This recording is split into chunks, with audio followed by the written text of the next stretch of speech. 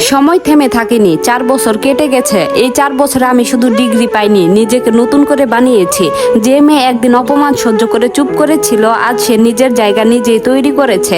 ইউনিভার্সিটির শেষ দিনে যখন মঞ্চে দাঁড়িয়ে গোল্ড মেডেল নিচ্ছিলাম, পুরো হলটা হাততালিতে ভরে গিয়েছিল। কিন্তু আমার চোখ তখন শুধু একজনকে খুঁজছিল, আমার মা।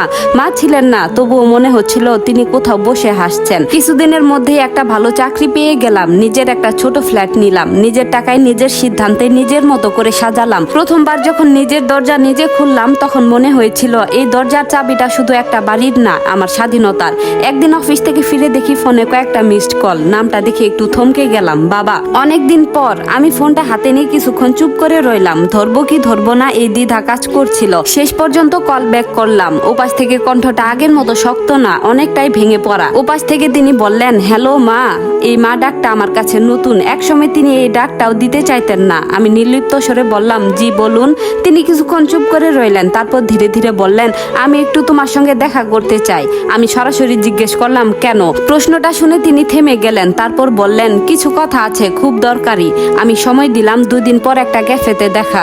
আমি আগেই পৌঁছে গিয়েছিলাম, কফির কাপের ধোঁয়া উঠছিল আর আমি জানালার বাইরে তাকিয়েছিলাম। হঠাৎ দরজার ঘন্টা বাজলো। আমি তাকিয়ে দেখলাম বাবা। চোখের নিচে কালি, চুল পাক ধরা, মুখে ক্লান্তি। এই মানুষটাকে আগে কখনো এত দুর্বল দেখিনি। তিনি এসে আমার সামনে বসলেন, কিছুক্ষণ শুধু তাকিয়েই রইলেন, তারপর নিচু গলায় বললেন, তুই অনেক বদলে গেছিস।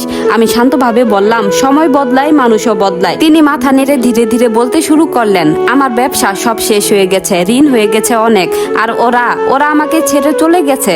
আমি কোনো প্রতিক্রিয়া দেখালাম না, শুধু চুপ করে শুনছিলাম। তিনি আবার বললেন, আমি জানি আমি তোর সাথে খুব অন্যায় করেছি, অনেক কষ্ট দিয়েছি, কিন্তু তুই যদি একটু সাহায্য করিস। এই কথাটা শোনার জন্যই যেন তিনি এসেছেন। কিছুক্ষণ নীরবতা, তারপর আমি ধীরে ধীরে বললাম, যেদিন আমি আপনার কাছে 2000 টাকা চেয়েছিলাম, সেদিন আপনি আমাকে কি বলেছিলেন মনে আছে?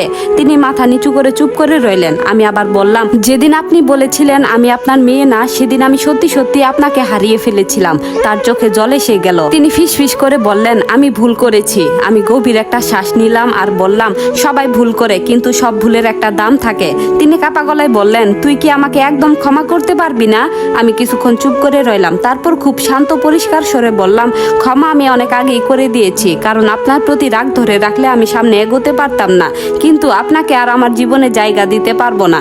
তিনি ভেঙে পড়লেন। আমি ব্যাগ থেকে একটা খাম বের করলাম, তার দিকে এগিয়ে দিলাম, তারপর বললাম, এখানে কিছু টাকা আছে, আপনার জরুরি কাজে লাগবে। এটাকে সাহায্য হিসেবে না, দায়িত্ব হিসেবে ভাবুন, শেষ দায়িত্ব।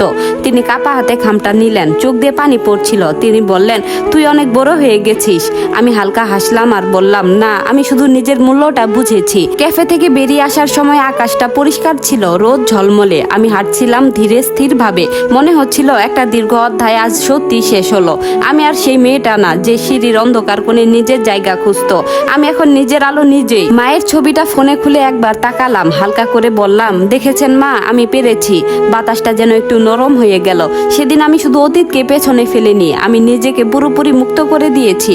কারণ শেষ পর্যন্ত জীবনে সবচেয়ে বড় জয় হলো নিজেকে হারিয়ে না ফেলে নিজের মতো করে জিতে যাওয়া। এই গল্পটি এখানেই শেষ। সম্পূর্ণ গল্পটি আপনাদের কেমন লাগলো অবশ্যই জানাবেন। ধন্যবাদ।